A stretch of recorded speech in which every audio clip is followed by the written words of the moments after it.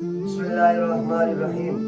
سامعین و ناظرین السلام علیکم ورحمۃ اللہ وبرکاتہ۔ اعتکاف کے حوالے سے ہم بات کرنے لگے ہیں تو توجہ سے سننا، اور اگر کوئی سوال بھی کرنا ہو تو کر سکتے ہیں، اور حدیث کے مطابق ہی جواب دیا جائے گا انشاءاللہ العزیز۔ اعتکاف یہ رسول اللہ صلی اللہ علیہ وسلم کی سنت مبارکہ ہے۔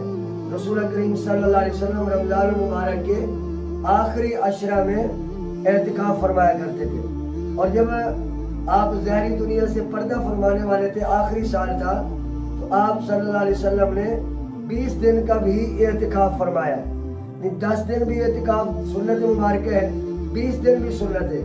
اور بہقی شریف میں حدیث مبارکہ ہے، رسول اللہ صلی اللہ علیہ وسلم حضرت امام حسین رضی اللہ تعالیٰ عنہ بیان کرتے ہیں کہ امام الانبیاء صلی اللہ علیہ وسلم نے فرمایا، جو بندہ اعتکاف کرتا ہے رمضان المبارک کے آخری 10 دنوں کا، اللہ رب العالمین اسے 2 حج اور 2 عمروں کا ثواب عطا فرماتا ہے۔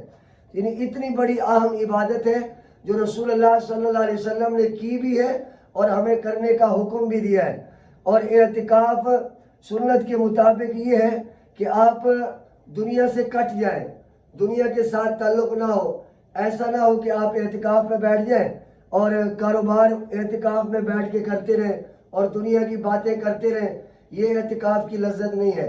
اعتکاف کی لذت اور اعتکاف کا حصول اس وقت حاصل ہوگا جب بندہ دنیا سے کٹ کر صرف اللہ کی رضا کے لیے بیٹھے گا۔